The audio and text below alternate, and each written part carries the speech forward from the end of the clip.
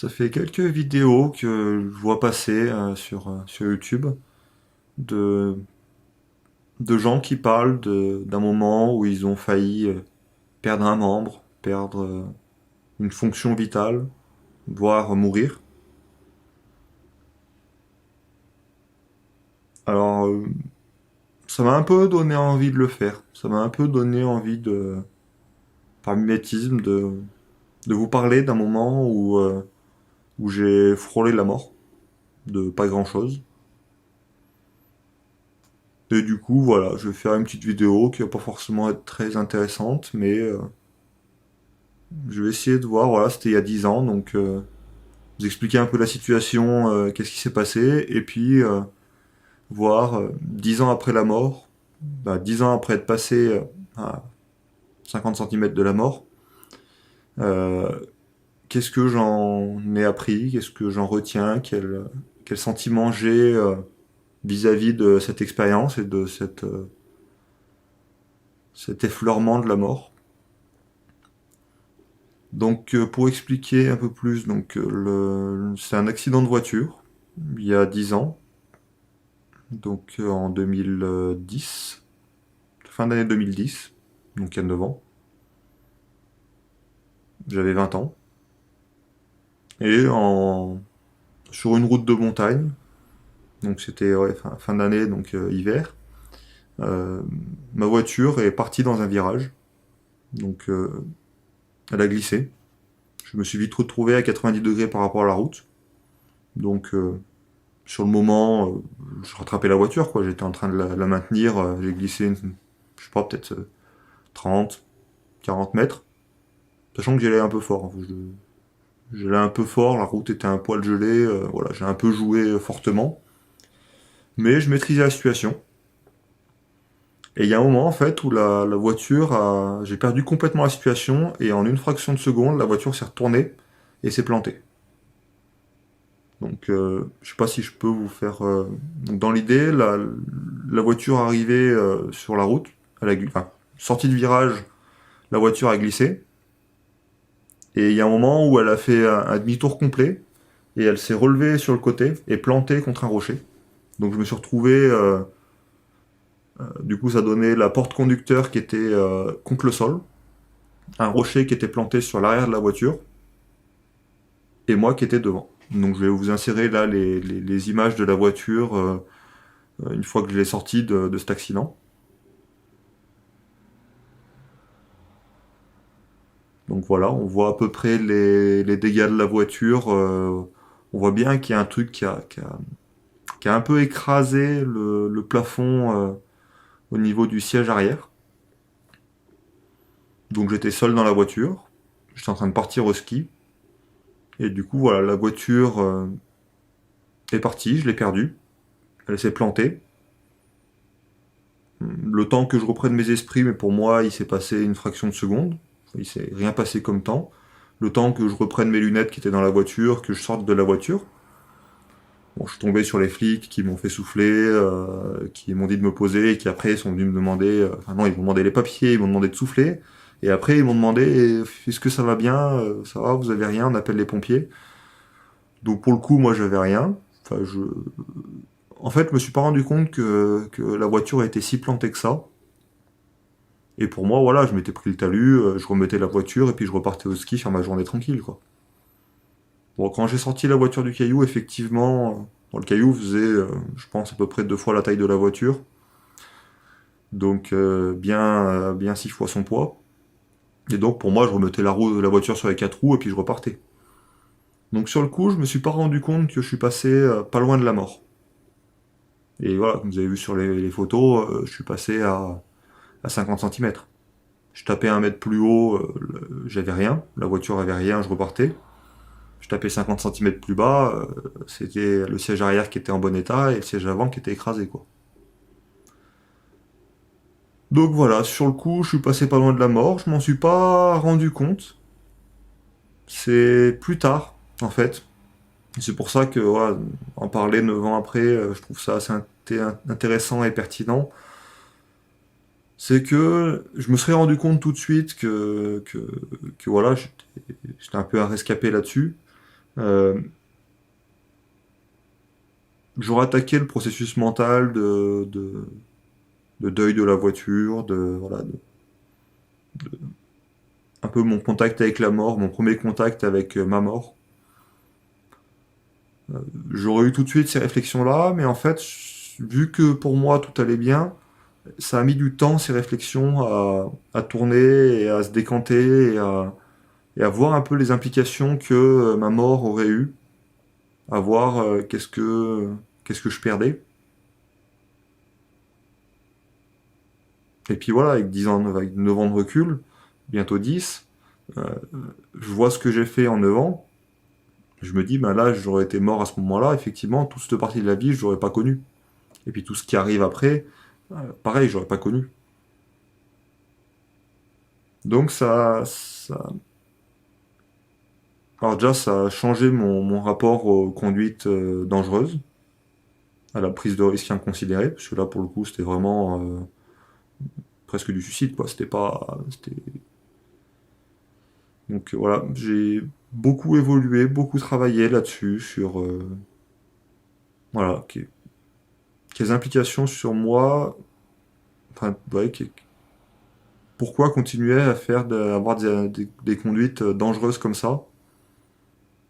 Moi, j'ai continué à en avoir d'autres, des conduites dangereuses, mais à chaque fois que je frôle un peu un danger un peu gros, c'est là que je me dis, bon, j'ai cette expérience-là derrière moi, j'ai ce gros point d'exclamation rouge qui me dit, attention, là, voilà, t'es frôlé la mort, rejoue pas trop peut-être. Mais des fois, sur les trucs à la con, hein, je rénove ma maison, je suis seul. Il y a un moment où je me suis foutu un coup de scie, donc bon, on voit plus rien, mais j'avais en fait le petit doigt qui a pris un coup de lame de scie en travers. Et c'est là que je me suis dit, merde, pour moi c'était quelque chose de pas dangereux, je jouais avec quelque chose de pas dangereux, mais je tombe dans les vapes, je saigne, je suis seul chez moi, le temps qu'on me retrouve, il se passe 2 jours, je suis mort, quoi. Donc des fois, sur des petites choses comme ça, qui me paraissaient, ouais, qui paraissaient être de la sécurité, mais la sécurité inutile, cette expérience d'avoir frôlé la mort me rappelle que, voilà, sur pas grand chose, ça peut y passer, quoi. Donc j'ai évolué là-dessus, et puis ça m'a fait réfléchir aussi sur, ça j'en parlais un peu dans la vidéo sur l'expression, euh, sur ce que ma mort impliquerait sur d'autres personnes. Le poids mental, le poids émotionnel que je laisse, que je lègue aux autres à cause de ma mort. Donc j'ai vu sur quelqu'un de très proche de moi, qui est ma mère, euh, j'ai vu les réactions de ma mère. Je les ai vues sur le moment, mais je m'en suis pas rendu compte, et c'est après. Euh, j'ai vu comment elle a réagi face à moi quand elle a vu que son fils, donc la chair de sa chair, avait failli disparaître, quoi. Et du coup, j'ai remis en question, j'ai re-questionné un peu tout le passé que j'avais avant, toutes les réactions que ma mère avait face à moi. Donc voilà, ça m'a permis de toucher le sujet de la mort, ça m'a permis aussi de toucher le sujet de la vie, de relation que ma mère a avec moi. Sur des trucs tout cons, hein, mais un truc qui peut énerver, enfin, qui m'énervait au plus haut point, à chaque fois que je partais de chez mes parents, que ce soit pour aller faire une journée de ski ou que ce soit pour partir la semaine pour aller bosser ou pour aller en cours, à chaque fois il y avait la mère poule qui ressortait de ben voilà, prends soin de toi, t'as rien oublié, t'es sûr que tu veux pas prendre un truc en plus, bon, t'es sûr qu'une petite cagette de pommes en plus ou 2, 3 patates en plus ça te servira pas. Et toujours le même schéma qui était chiant, je lui disais mais non, c'est bon, je suis calé, je suis adulte, je sais, tout ce côté mère poule, qui est très très chiant quand on l'a vécu, qui est très voilà, surprotection du côté de la mère, et du coup voilà, enfin, du côté de l'enfant c'est invivable, enfin, c'est chiant, mais j'ai compris pourquoi ma mère faisait ça. J'ai compris par l'accident de voiture que j'ai eu le besoin d'assurance que ma mère avait vis-à-vis de moi, le besoin de protection qu'elle avait vis-à-vis de moi, et le fait que je passe pas loin de la mort, j'ai vu Bah, j'ai compris, voilà, toutes ces petites choses qu'elle faisait, toutes ces petites inquiétudes, les moments où j'allais mal et je sentais que voilà, j'avais besoin d'être seul, d'être enfermé dans ma bulle, et que ma mère venait systématiquement me demander si ça allait bien, si j'avais besoin de quelque chose. Et, euh, et le fait de comprendre d'où vient le besoin chez elle, qu'est-ce qui fait qu'elle est une mère poule, qu'est-ce qui fait qu'elle est insistante comme ça par moment, voilà, les causes profondes, le fait que voilà, elle a un rapport à ma vie et à mon bien-être qui est, euh, qui est protecteur, elle a besoin de se rassurer en fait. Elle a un besoin de se rassurer sur le fait que moi je vais bien et que j'ai rien oublié et que tout va bien se passer. Elle a un besoin de se rassurer. Et le fait de comprendre ça, bah, maintenant, dès qu'elle me dit c'est bon, t'as tout pris, t'as rien oublié, je l'accepte. Je dis oui, je fais ma liste de tout ce que je devais prendre. Dès qu'elle me demande t'es sûr que tu prendrais pas un petit truc en plus, bah, je sais qu'elle en a besoin en fait. Je suis plus dans le conflit, dans le fait de me dire elle m'emmerde. Je suis dans le fait de me dire bah, elle en a besoin. Pour elle, c'est un besoin en tant que mère d'avoir cette protection-là, d'avoir cette assurance-là. Donc je lui donne cette assurance. Je suis même presque content de lui dire oui, c'est bon, j'ai rien oublié, oui. C'est presque, voilà, c'est le fait d'avoir frôlé la mort m'a permis de transformer quelque chose qui était une corvée pour moi en un service que je rends à ma mère, quelque chose que je lui offre en lui disant oui, voilà, ton besoin d'assurance et de sécurité et je te le donne, quoi, il n'y a pas de problème. T'as besoin de ça, je le fais. Il y a un moment, tu as besoin de discuter, ben, je vais prendre un moment, je vais discuter avec toi. Je vais t'offrir ce moment-là parce que je sens que tu en as besoin. Parce que je sens que... Alors, certains pourraient dire que voilà, cette complicité nouvelle, ce lien nouveau avec ma mère, c'est... peut-être que c'est au niveau... quelque chose de... Comment dire? Pas karmique, mais...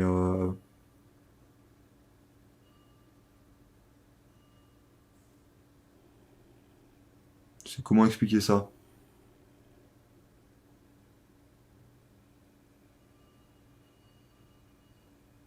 C'est quelque chose qui est inexplicable, quoi, Ah putain, je sais pas comment... Je trouve plus le mot.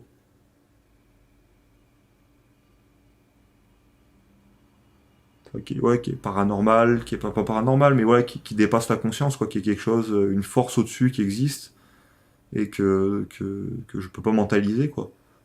C'est un lien que j'avais qui c'est un lien, ouais, énergétique que j'avais avec ma mère, qui par cette expérience-là a évolué.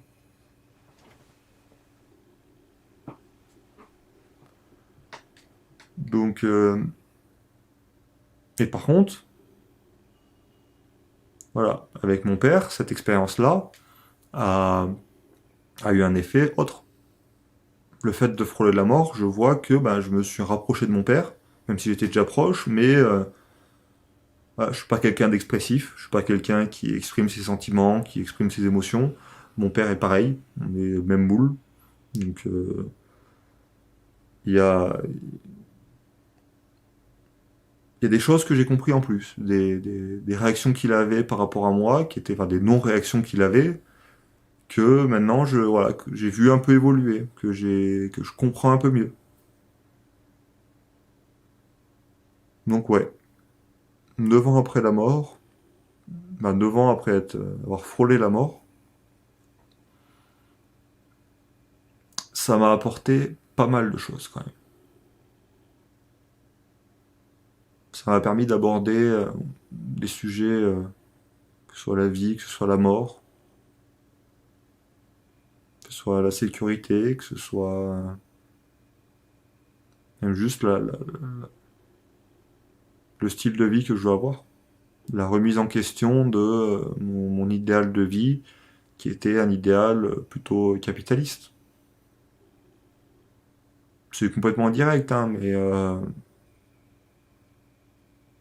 le fait de me dire, voilà, ma volonté capitaliste d'acquérir un patrimoine, de bosser à fond pendant 10 ans, 15 ans, accumuler un patrimoine suffisamment gros pour pouvoir après en vivre, quoi.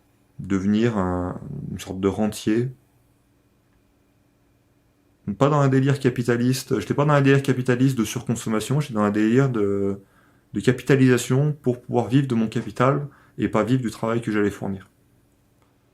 Et ben le fait d'avoir frôlé la mort, d'une certaine façon, c'est pas la seule influence qu'il y a eu pour faire changer ma vision des choses, mais ça m'amène à penser que ben, je peux mourir du jour au lendemain, il peut m'arriver un accident du jour au lendemain. Donc si je donne mes 15 ans de vie au capital pour arriver à accumuler quelque chose et qu'au bout de 15 ans, ben, je disparais, je me suis fait chier 15 ans pour rien, quoi. Donc d'une certaine façon, ça m'amène à me dire, bon,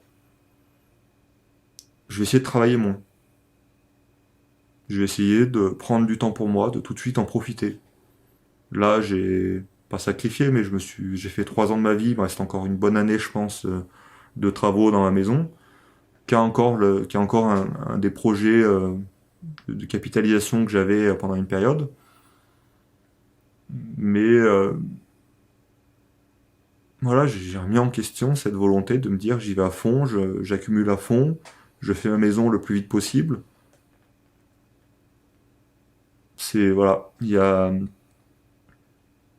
plein de il y a plein de projets qui ont été remis en cause, plein d'influences diverses et variées que voilà, en tirant un peu les fils de toutes mes évolutions mentales, il y en a qui arrivent jusqu'à cet accident-là et tout ce que ça a remis en cause dans mon esprit. Je pense que j'oublie plein de choses que j'aimerais dire sur ce sujet-là, sur mon premier contact avec ma mort et les influences que ça a eu sur moi. Mais je pense que la vidéo est déjà largement assez longue. Donc si vous avez besoin de précision, s'il y a d'autres choses qui me reviennent à l'esprit même, je ferai une autre vidéo pour faire un complément de celle-ci. Donc voilà, je vous dis à la prochaine. Allez, salut!